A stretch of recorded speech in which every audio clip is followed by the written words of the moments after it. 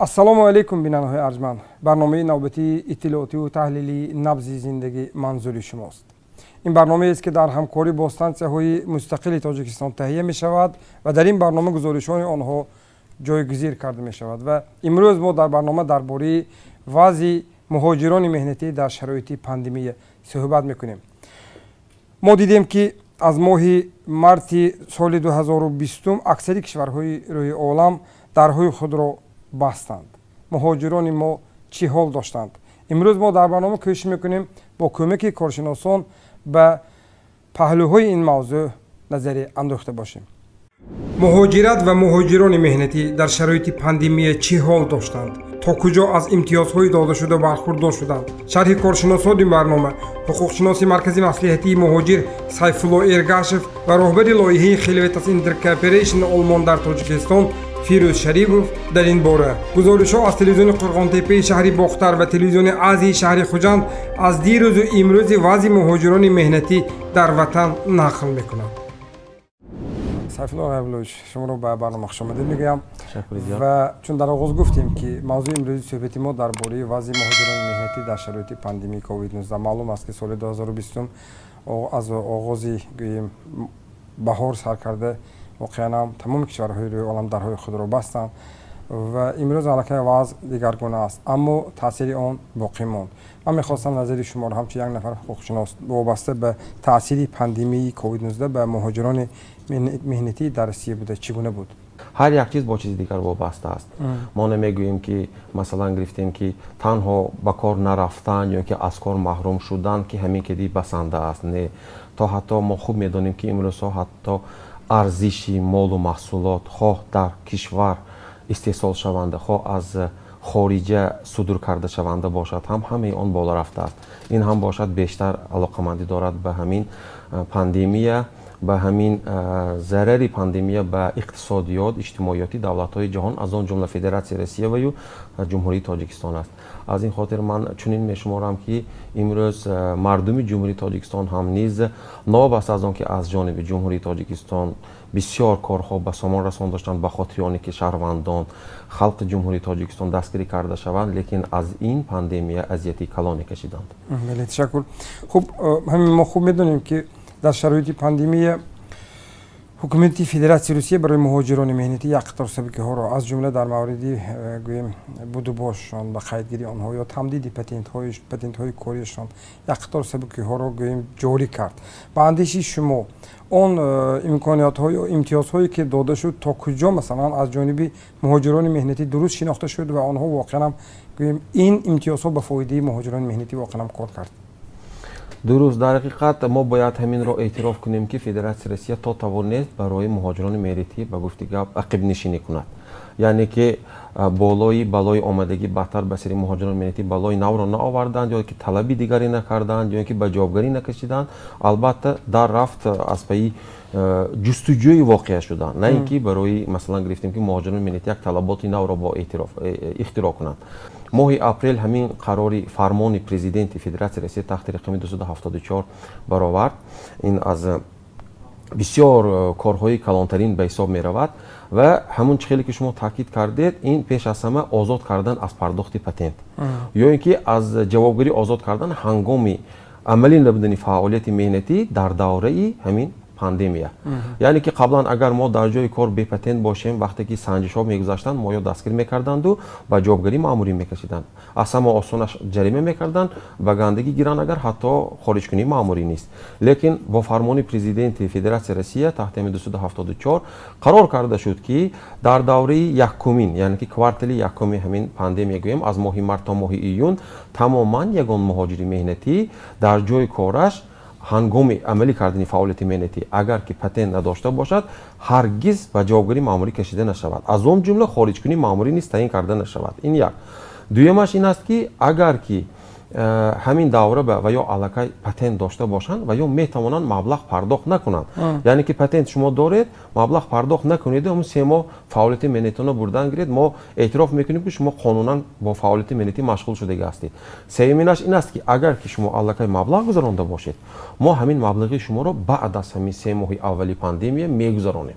یعنی که برای ماه‌های مارت، اپریل، مای تا ماه ایون 3 ماه مبلغ پرداخت کرده باشید، ما از 15 ایون اون طرفش به حساب میگیریم. یعنی که از 15 ایون، ایول، اوگوست تا ماه سپتامبر 15 سنشه. این هم یکی از دستگیری ها بود. مسئله دیگری همون سبکداری که برای شهروندان جمهوری تاجیکستان انجام کرده شدند، این همون کسانی که در فدراسیون روسیه اجازه‌نامه برای استقامتی موقتی یا که دائمی دارند یا که کدامانی که اشتراکچی برنامه دولتی کوچیدنی همشهریان هست، گاز پروگرام پرسلین میگن برای همون فرمانی که پرزیدنت روسیه برآورده بود، در آنجا گفته می شود که هر یک شهروند خارجی که وای در فدراسیون روسیه به زبان روسی گویم فهماتر است، RVP دارند، وید نجید لیست دارند یا اینکه اشتراکچیان گاز پروگرام پرسلین هستند، آنها تا 6 ماه اگر که حاضر نشوند به فدراسیون روسیه، این اساسهای بیکار کردنی انمون حجت هاشون بود. با قرار همون فرمان پرزیدنت همین مهلت ها باز داشته شده. یعنی که در دوام 6 ماه اگر به فدراسیون روسیه بنا بر پاندمی حاضر شده نتوانستند، آنها را به جوابگیری نمیکشیم یا اینکه حجت های آنها را ما بیکار نمیکنیم. بعد از اون که همین پاندمی همین مهلت ها میگذارند، بعد وارد فدراسیون روسیه شده، گویا که یگان قانون شکنی نکردن، گویا که یگان مثلا گرفتیم که مهلت های مقرر شده را نگذرانیدن و فدراسیون روسیه در آمده می آیند و همچون پیشتره با کار و فعالیت خودشان، با پیشنهاد همون حساباتشان یا که با فعالیت میندشان مشغول شده میتوانند و ما هرگز آنها را به جوابگیری نمیکشیم. گفتند که این هم به همان شهروندان جمهوری تاجیکستان که بغیر از پتنت با همون RVP وید نجید لیست و در فدراسیون روسیه قرار داشتند، به نهایت فایده کلان بود. تشکر زیاد. بینندگان ارجمند، شما برنامه اطلاعاتی تحلیلی نبض زندگی را تماشا کرده ایستادید که در صحبت ما کارشناس سیف الله قبلویچ ارگاشف، حقوقشناس مرکزی مصلحتی مهاجر قرار دارند. پاندمی کووید 19 سال گذشته در زندگی تمام سیاره ساکنان سیاره تغییرات وارد کرد. از جمله چون در آغاز سخنش رفت، تاجیکستان نیز از ضرر این کرونا ویروس در کنار نبود. همکاری ما از تلویزیون قرغانتپی شهر باختر ولایت ختلان امانجان محکموف زمان پاندمی از احوال چند نفر از اقلیت‌های ملی مسکونی شهر باختر و همچنین نواحی اطرافیان یک گزارش تهیه کرده بود. امروز در گزارش خود شرایط دیروز امروز آنهایی را که در شرایط پاندمی در وطن بودند و به چی کار مشغول بودند یک گزارش تهیه کرده است که این لحظه همراه تماشا میکنیم. پاندمیای کرونا ویروس نو به حیات و فعالیت تمامی خلق و ملت‌های دنیا تاثیر رساند، از جمله به مهاجران مهنتی که منبع اساسی درآمدشان کار در روسیه بود.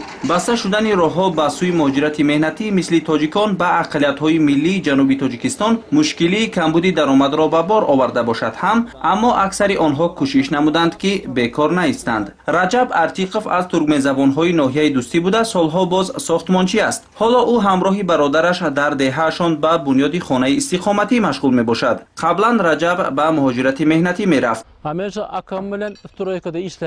با برادرم در ساختمان کار میکنیم. ساختمان نباشد دهقانی میکنیم. انار پرورش میکنیم، شالی میکاریم، جواری مکه میکاریم. با ساختمان برایت استاگی میکنیم.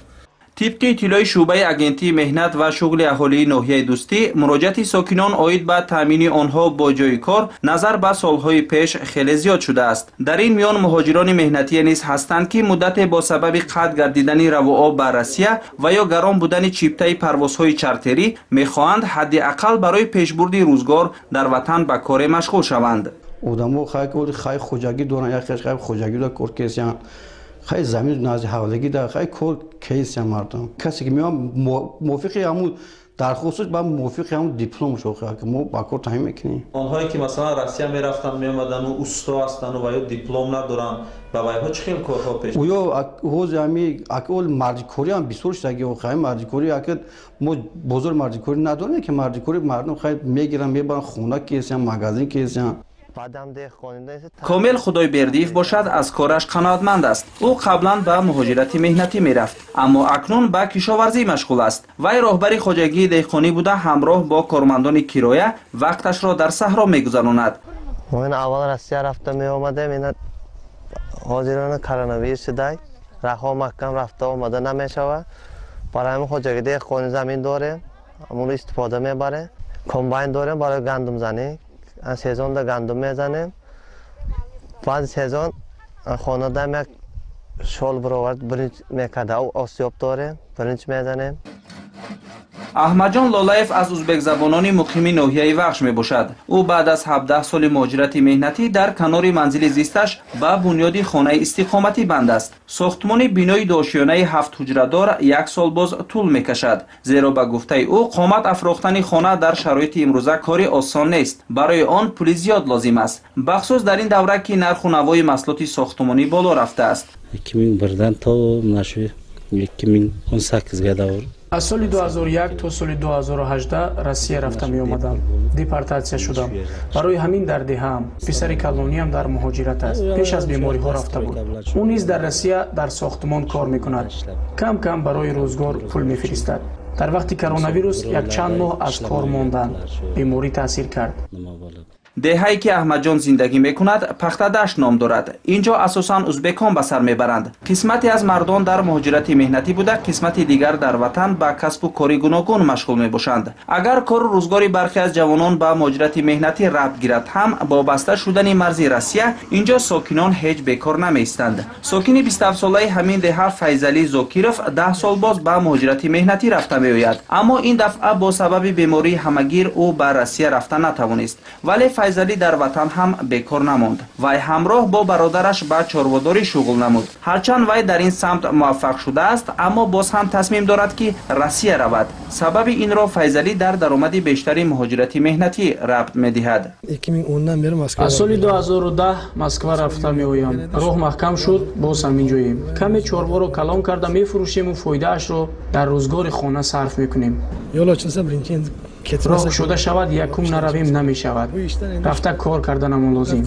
از این کار تنها شکم سیر می شود و خلاص. خانه ساختنمون در کار. اکثر مهاجران مهنتی دوره پاندمیای کووید 19 را ایام مشکل و از لحاظ مالیوی خیلی ضررآور می‌دانند، زیرا آنهایی که تا این وقت برای دریافت قوت لایموت به مهاجرت مهنتی می‌رفتند، پس از برگشتن به وطن دیگر باره به روسیه راه نیافتند. اگر ایده در این دوره به کار بند بودن، ده ها نفر دیگر برای خود کار یا شغل مناسب در وطن در نیافته بیش از 1 سال بیکاری را اختیار نمودند. این عامل البته به سطح زندگی عائلوی آنها بی تاثیر نماند. همکنون با گشوده شدن راه هوایی به روسیه مهاجران خوشحالند. تنها آنها از قیمت بلندی راهگیرا همانا ادعا دارند. امان‌الله بختیارزاده، منوچهر کمال از تلویزیون مستقل قرغان‌تپه. بیننده ارجمند شما برنامه اطلاعاتی تحلیلی نبض زندگی رو تماشا کرده ایستادید و در صحبت ما کارشناسی این موضوع سیفالله غیب‌اللهویچ ارگاشف، حقوقشناس مرکزی مصلحتی مهاجر حضور دارند. خوش آمدید میگم. در حالی که اقتصاد کشورها در شرایط پست پاندمی قرار دارد، برای مهاجران مهنتی به اندیشه شما مقدم پیش از همه شرایط را مهیا سازیم که واقعا برای بهبودی زندگی آنها مساعدت کند. معلوم است که اکثریت آنها وقتی مبلغ نیافتند از بانک ها قرض گرفتند تا چیپتی هواپیما خریده باشند. کدام کار را در شرط اول میدانید که واقعا برای بهبودی زندگی آنها کار کند؟ در واقع برای این مشکل را حل کردن، چاره‌جویی کردن هم خودش کاری دشوار است. و اگر که بیشتر ما در اطراف همین چیپت‌های هواپیمایی گپ زنیم، این باید همین خطرهای دائمی که تا پاندمیا بین تاجیکستان و فدراسیون روسیه را او می‌کردن و این کشانیدن مسافران دو جانبه باید و خیلی که ما می‌دانیم امروز اگر همین چیپته ها و ما گرانش به نگاه کنیم، اگر یکی از اساسشان در آن است که گویا این هواپیماها از آن طرف خالی می‌بیایند و با از اینجا شهروندان را مسافران را گرفته می‌روند. یعنی که حاضر مهاجری مهنتی برای دو جانب یعنی که پرداخت کرده شده است. یعنی که فایده که باید شرکت هواپیمایی از دو جانب می‌گرفت، از یک جانب از حسابش شهروندان جمهوری تاجیکستان گرفته شده است، گویا خطا نمی‌شود. و مادامی که گپ درباره همین خطرهای چارتری می‌رود، پوشیده نیست که این خطرهای چارتری بیشتر مقصدهای کمرسیالی تجارتی دارند. خوب میشد اگر همین بین راهبریت‌های همین دولت‌ها وابسته به گشودن راه‌های هوایی و همین راه‌های آهن را نیز بیال آن آورند که این علاقه یک همون سرباری را از همون راه‌های هوایی میگرفت رقابت پذیری نو رو باز به میان می آورد و البته وقتی که الटरनेटिव هست هر کس میتواند همین چیز ارزان کند. این با همون گپ رو میگویم این همین و این بازاری است. وقتی که در بازار شما صاحب یک مال و محصولات هستید که دیگه هیچ کس نداره شما چی نرخ را خواهید میمانید. خلق بیچاره مجبور است اگر که وای به محتاج باشد خریده باشد. لیکن در میان شما با دو تا دیگر باشد دیگر وای اگر تواند ارزان تر کند شما مجبور میشید ارزان میکنید به خاطر اینکه از مال و محصولات شما هم خریداری کرده باشد. بله تشکر. البته هر یک مشکلی پی خودش یک درس هم دارد یک سبق و اندیشه شما مثلا همین پاندمی به حیات مهاجر مهنتی با یگان جنبه های مثبت نیز علاوه کرد. پگاه رو فکر کردن رو از سرشان گذراندن و به خلاصه آمدن که امروزه که زندگانی کردن تغییر نمی آمده است.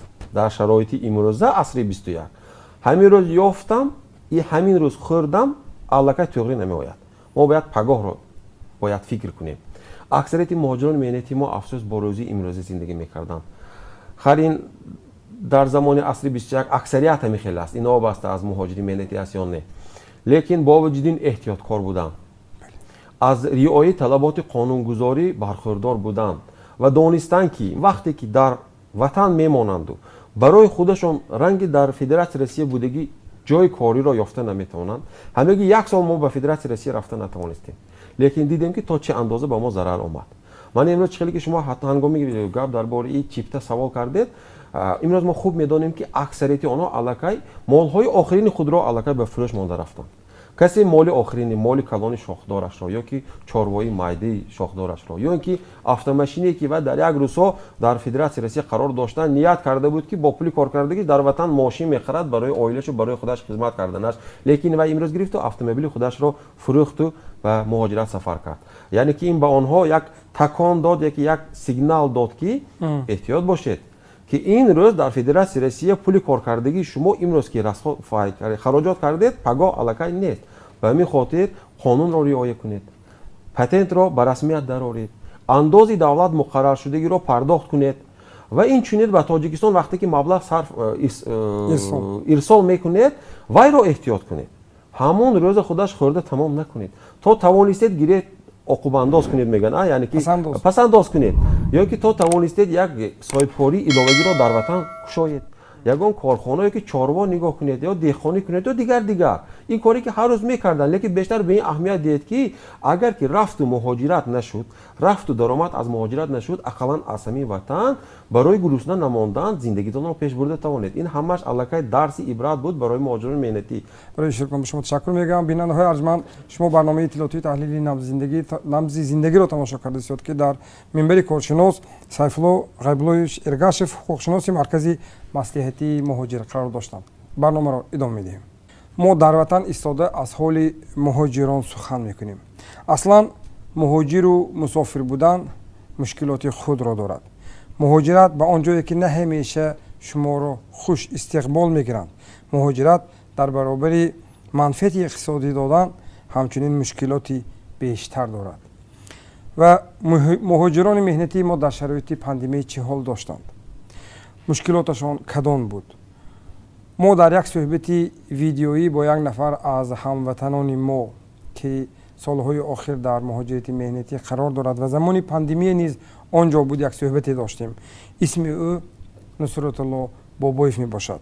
یک نفر شاعر امیدبخش ادبیات معاصر تاجیک است که زمان پاندمی در وطن کتاب شعرهایش با نام لاله بام وطن به چاپ رسید و از جمله شاعران وطن دوست تاجیک می باشد که شعرهایش در برابر ترنم عشق همچنین از درد وطن نیز بیشتر سخن می کند. برای شاعری که از خاک پاک واروخ رسته است از درد وطن و زادگاه گفتن از موضوعهای دائمیش می باشد.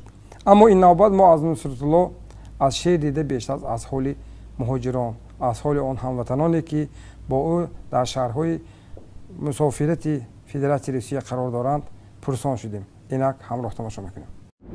درود هموطنان عزیز. پاندمی که از سال گذشته این جانب تمام دنیا را فرا گرفته است واقعا به مردم مشکل‌های زیادی پیش آورد.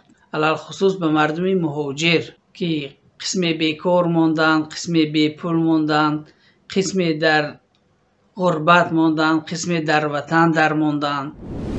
اکثر مهاجران در وقت پاندمیه به وطن برگشتند و دیگر علاج بازگشتن نیافتند چون که راه ها دیگر بسته بود. در اینجا کارفرمایان سراسیمه شدند چون که بیکارگر مانده بودند و اون کارگرانی که در روسیه بودند و مانده بودند معاش آنها را مجبور بودند کارفرمایان بلند بردارند. در حقیقت این چیز جای داشت. کارگران به جای دو کس یک کس کار میکردند. واقعا عذاب است. آخر سبوکی که مقامات روسیه برای مهاجران داد واقعا یک اقدامی سری وقتی بود، چون که در اولهای پاندمی مردم واقعا سراسیمه شدند، به تهلکه افتادند، نمیدونستند پولی پتنت را از کجا یافته سپارند چون که بیکار مانده بودند، بی معاش مانده بودند. هرچند مثلا آدمانی نیز بودند که برای احتیاط برای روزی مبادا مثلا مبلغی پتنتشون رو یا دیگر مبلغ هایی که باید به دولت سپارند حتما می سپاریدند در دوام پاندمی. خیلی از اون جمله من هم می سپاریدم. در وطن از چاپ برآمدن مجموعه سیوم شعرهای من واقعا برای من غریب خوشحال کننده بود، شادی بخش بود. من خود را مثل پدری حس می کردم در همان لحظه ها که در راه دور است و خبری فرزنددار شدنش را گویا می شنود و بسیار بی‌طاقت است، می خواهد تیزتر تفلکش را به آغوش گیرد. منم بسیار می خواستم زودتر کتابم به دستم آید، یک بار ببینم، به دست گیرم. بیننده ارجمند برنامه رو ادامه میدهیم و این لحظه به برنامه کارشناسی دیگر رو دعوت کردم که لحظه معرفی میکنم. فیروز شریفوف، رهبر لایحه فیلیلی خلیوتاس اینترکاپریشن آلمان در تاجیکستان. شما را خوش آمدید میگویم. من میخواستم یک سوال را از شما پرسیده باشم. مهاجران ما در شرایط پاندمی واقعا هم آسیب پذیر شدند؟ افسوس، اما بله، بسیار مهاجران مهنتی که در فدراسیون روسیه کار و فعالیت داشتند بسیار آسیب پذیر شدند. تا 40%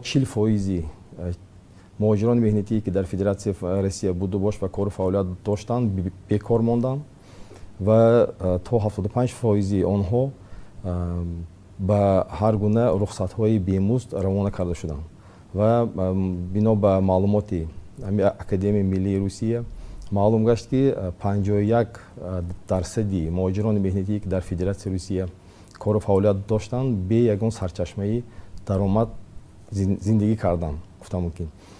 و البته دیگر سببی که مشکلی به سر مهاجران مهنتی آورد این مشکلات برای مراجعت به خدمترسانی طبی، این هم بسیار تاثیر منفی خود را رسانید که مهاجران مهنتی نتوانستند که سری وقت به خدمترسانی طبی در فدراسیون روسیه تامین کرده شوند.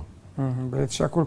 اکنون آنهایی که امروز رفته ایستادند گوییم تا فرصت رفتی مشکلی دارند، اون نفرانی که به مهاجرت مهنتی رفته ایستادند. پیش از همه چیزی که ما میدونیم این گران بودن چپتاهای هواپیما، این یکی از مشکلات های اساسی که امکانیت مهاجران مهنتی را برای برگشت رفتن به فدراسیون روسیه محدود میکند و چیزی که ما میدونیم اکثریت آنها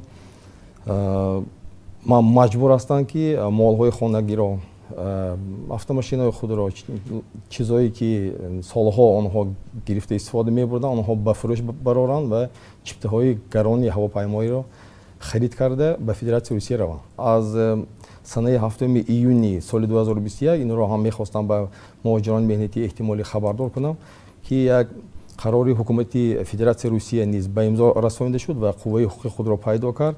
Ин навоварӣ дигаргунӣ кардани қарор дар бораи супоридани имтиҳон барои донистани забони русӣ, таърих ва ҳуқуқи Федератсияи Русия. ин сабук карда шуд. ин баръакс вазнин карда шуд. акнун бояд ки муҳоҷири меҳнати эҳтимолӣ ки ба Федератсияи Русия барои кору фаъолият равона карда мешавад, бояд ки ҳатман забони русиро донад то қадри имкон барои муроҷиат кардан ба хизматрасони тиббӣ, барои суҳбат кардан масъалаҳои иҷтимоӣ ва муроҷиат кардан ба полиси Федератсияи Русия ва дар бораи ҳуқуқ бояд ки ҳамаи ҳуқуқҳои худро дар Федератсияи Русия вобаста ба қонуни Федератсияи Русия нисбати шаҳрвандони хориҷа бояд ки донанд. ташаккур. ман мехостам мухтасар дар мавриди як аз шумо пурсида бошам. маълум аст ки ин лоиҳае ки шумо анҷом додед, ман ки худам дар қисмати аз он иштирок кардам ва огаҳ доштам, ана ҳамин лоиҳа то куҷо масалан дар беҳбудбахшидани фаъолияти минбаъдии муҳоҷирон ё онҳое ки минбаъд ба муҳоҷиратӣ мераванд мусоидат кард? ташаккури зиёд. бояд қайд кунам ки тавассути ҳамин лоиҳа мо тавонистем пеш аз ҳама он маълумотҳое ки заруранд барои муҳоҷирони меҳнати эҳтимолӣ, ин аз омодагии пеш аз сафар, албатта ин аз ёд гирифтани забон, ин аз омӯхтани касб, ин аз ҳал кардани ҳамаи мушкилоте ки дар оила ҳастанд, то ба фарзандони худро дар мактабу дар донишгоҳҳои Федератсияи Русия дохил карданро, ҳамаи масъалаҳоро, яъне 25 самти масъалаҳои асосие ки бояд муҳоҷири меҳнати эҳтимолӣ бояд донад, мо онро тавонистем ба мардуми ин шаҳрҳо Конибодон ва Исфара расонем. яъне бо тавассути кумитаи маҳаллаҳо пеш аз ҳама ва мо дар чорчӯби лоиҳа ба зиёда аз 150 нафар раисони кумитаҳои маҳалла, зиёда аз 10 мавзӯъ оид ба муҳоҷирати меҳнатӣ, оид ба омодагии пеш аз сафар, оид ба пешгирии ҳар гуна нофаҳмиҳо, ҳар гуна хушунатии хонаводагӣ ва шарикии шаъбаи хусусӣ ба бахши хусусӣ бо давлат ва дигар мавзӯъҳо, машғулиятҳо, омӯзишҳо гузарондем ки ин боварӣ дорем ки дар оянда барои омода намудани ҳамин муҳоҷирони меҳнати эҳтимолӣ ва баланд бардоштани даромаднокии онҳо, беҳтар кардани шароити зиндагии онҳо мусоидат мекунад. ташаккур. бинандаҳои арҷманд, дар суҳбати мо коршинос қарор доранд Фирӯз Шарипов, роҳбари лоиҳа филиали Хелбетас Интеркорпорейтшн Олмон дар Тоҷикистон. хушомадед мегӯям ва барномаро идома медиҳем. дар шароити пандемия бозори меҳнат дар дохил низ ба мушкилиҳо рӯбарӯ шуд. барои тоифаи дигари муҳоҷирони меҳнатӣ дар ватан будан ин як фурсати тағйири касб буд. яъне онҳо дар ватан истодан андеша карданд, чун коршиноси қаблии барнома Сайфулло Эргашев гуфтанд ки воқеан як фурсате буд ки онҳо омӯхтанд, шароити худро ва касби худро тағйир доданд ва фикр карданд ки воқеан метавонам дар ватан истода нони зиндагии худамро ба муҳоҷирати меҳнатӣ нарафта пайдо кунам. ҳамкори мо Афзал Босолиев аз телевизиони Азия як гузорише таҳия кардааст ки ба ин мавзӯъ посух мегӯяд. ҳамроҳ тамошо мекунем. инҷо бозори меҳнат ва ё ба истилоҳ марди корбозори шаҳри Хуҷанд аст. дар инҷо ҳамарӯза ба ҳисоби миёна 300 нафар шаҳрвандон аз шаҳру навоҳии вилоят барои дарёфти қути лоямуд ҷамъ мешаванд. бино ба гуфти онҳо имрӯз бисёриашон бо сабаби маҳкам будани роҳҳо ва гарон будани чиптаҳо наметавонанд ки ба кишвари Русия ба муҳоҷирати меҳнатӣ раванд. загра мана сумкамда истода, агар ҳози бошад 2500 сомон бошад, ҳози ман мебарам. Паспортам мана дамун сумкам аст. шерикам ки рафтим, ҳам ту фаҳмидам ба ягон направление нест гуфтааст. ҳамаш то 20 июля мен 2 моя ҳамаш агар фурӯхта шудагӣ ин арзонаш ҳами 6000. ҳами 6000 агар бошад ман ҳаминҷа ҳам хӯда мегардам. зиёд шудани корҷӯён ба маблағи рӯзи кории онҳо низ таъсир гузоштааст. агар то пандемия 100-130 сомонӣ барои як рӯз маблағ мегирифтанд, ҳоло музди корашон дар як рӯз аз 40 то 80 сомониро ташкил медиҳад. бар замми гарон будани арзиши чипта, болоравии нархи маҳсулоти хӯрокворӣ ва коҳиш ёфтани нархи маблағи корӣ марди коронро нигарон кардааст. як хилвақт кор намешавам. мисол дина ман 80 сум кор кардам, имрӯз мана бекорам да. гашта мебарам 20 сомон убитка немеам. нархи бозор ҳамсо ҳам дарои тагар рӯған фалон пул гӯшт фалон пул ягон чиз буд нарестос одам бисёр шуд аз сабаби ҳамин раҳо маҳкам шудагӣ кам шароит барои вазн барои ҳамаи марди кор на танҳо барои ман ҳукумат хоҳиш мекунам ки барои ҳама кор бошад дар ҳама ҷо. чуноне ки аз раёсати хадамоти муҳоҷират дар вилояти суғд иттилоъ доданд то баста шудани сарҳадҳо яъне то санаи 17 марти соли 2020 аз вилояти суғд беш аз 29 000 нафар ба муҳоҷират рафтанд. тибқи маълумоти ин niҳод солона аз вилоят то 150 000 нафар шаҳрвандон бо роҳҳои ҳавоӣ ва заминӣ ба кишварҳои хориҷӣ барои кор сафар мекарданд. бо баробари таъсис ёфтани парвозҳои чартерӣ давоми 5 моҳи соли равон аз ҳудуди вилоят 41 000 нафар ба муҳоҷират рафтанд ки аз ин беш аз 35 000 нафари онҳо ҳамчун муҳоҷирони корӣ ба қайд гирифта шуданд. кормандони раёсати хадамоти муҳоҷират дар вилоят мегӯянд бо баробари ба эътидол омадани вазъият талош менамоянд ки барои танзими раванди муҳоҷират чораҳои мушаххас андешанд. марказҳои машваратӣ омодагӣ пеш аз сафари муҳоҷирони меҳнатӣ дар шаҳри хуҷанд низ вуҷуд дорад ки барои бо кор тармин кардан инҳо ҳам сару кор доштанд яъне фаъолият мебурданд дар асоси иҷозатномаи хадамоти муҳоҷират. мутаассифона имрӯз ки инҳо бо роҳи заминӣ яъне муҳоҷирони шаҳрвандони ҷумҳурии тоҷикистонро сафарбар мекарданд то ҳоли имро яъне фаъолияти инҳо низ қатъ гардидааст ва мо ҳаракат мекунем ки ҳамин дар баробари кушода шудани сарҳадҳо ё роҳҳои заминӣ субъектҳо фаъолиятро сар мекунанд ва танзими муҳоҷирони метавон бо ҷои кор таъмин кардани онҳо дар хориҷа яъне ба танзим медарояд. тибқи иттилои раёсати хадамоти муҳоҷират дар вилоят айни замон вуруди зиёда аз 252 000 шаҳрвандони тоҷикистон ба кишвари русия манъ гардидааст. аз ин сабаб масъулини аз шаҳрвандон хоҳиш менамоянд ки пеш аз сафар як маротиба ҳолати будубоши хишро санҷанд то ки ба мушкилиҳо рӯбарӯ нагарданд. тоҳирҷон муҳаммадӣ аз ноҳияи Спитамен буда барои санҷидани ҳуҷҷатҳояш ба ин ҷо омадааст то муайян намояд ки ҳаққи вуруд ба кишвари русияро дорад ё не. ӯ мехоҳад ки дар русия кор намуда зиндагиашро беҳтар намояд. ҷои кор ҳаст, ҷои хоб мегирагиам ҳаст, ҳама чиз тайёр. рафта кор кардан дакатам. инҷа ба чӣ кор мекунӣ? инҷа лабо ҳай мекунам. лабо мошини лабо дорам. мешавад зиндагӣ карда мешавад сар ҳай нашудааст. пул изофа намешавад.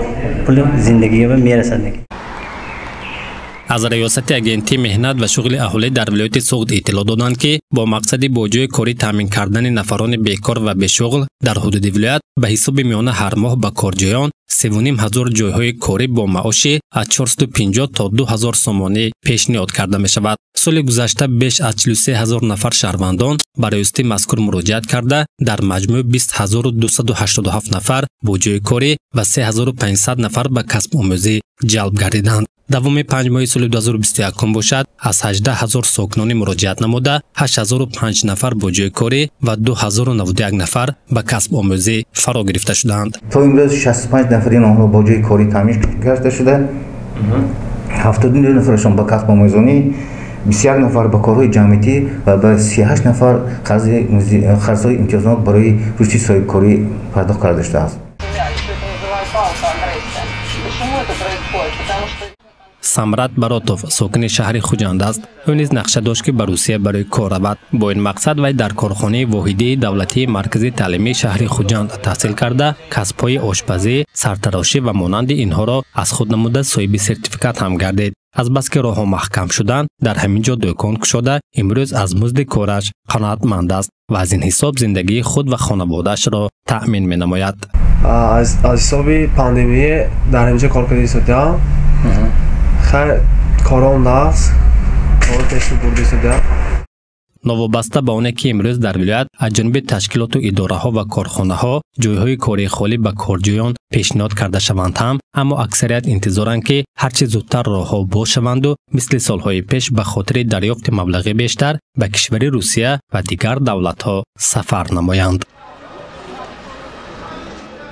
ба андеши шумо мо имрӯз дар шароити пандемия ки барои мо бисёр чизҳоро кушод омӯзонд мо метавонем ки ақаллан масалан як фоизи муайяне гӯем сокинони худро шаҳрвандони худро дар ватан бо ҷои кор таъмин карда бошем ки масалан агар ҳа мо метавонем кадом имкониятҳоро истифода барем.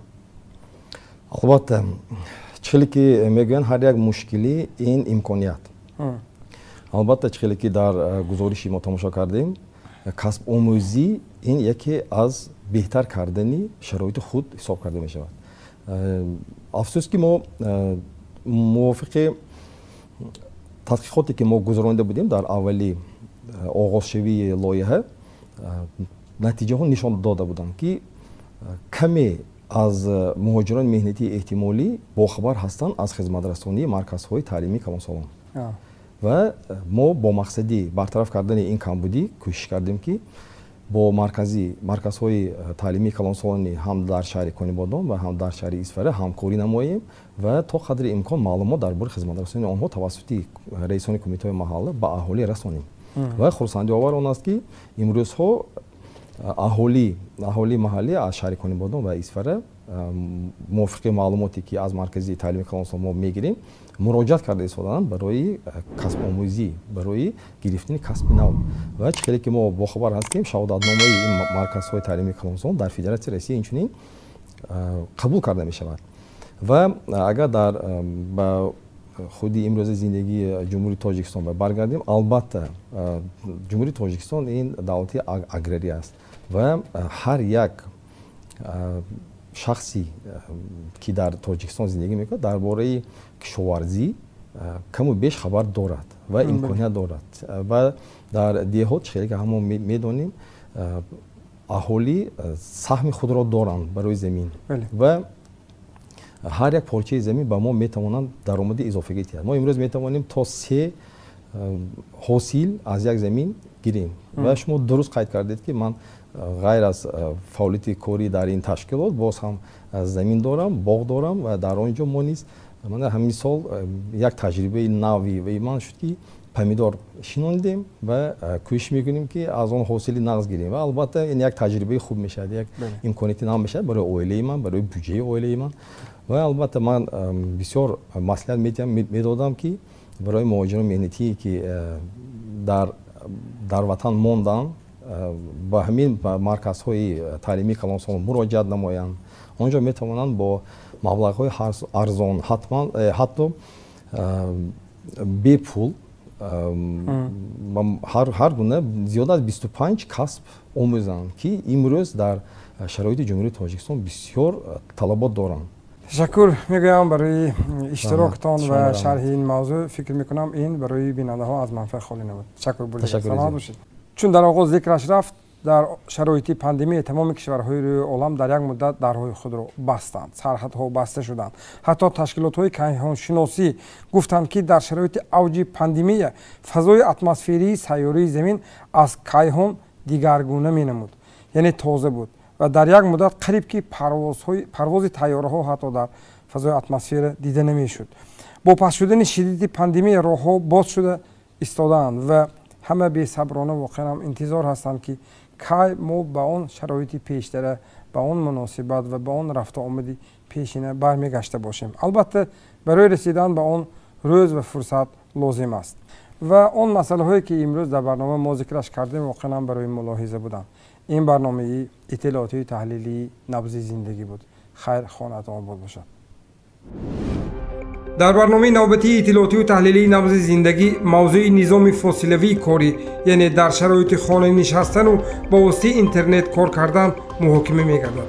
замони пандемии COVID-19 аксарияти сокинони кишварҳои рӯи олам дар хона монданд, аммо корро фосилавӣ идома доданд. дар ин барнома паҳлӯҳои мусбиву манфии низоми фосилавии кор баррасӣ мешавад.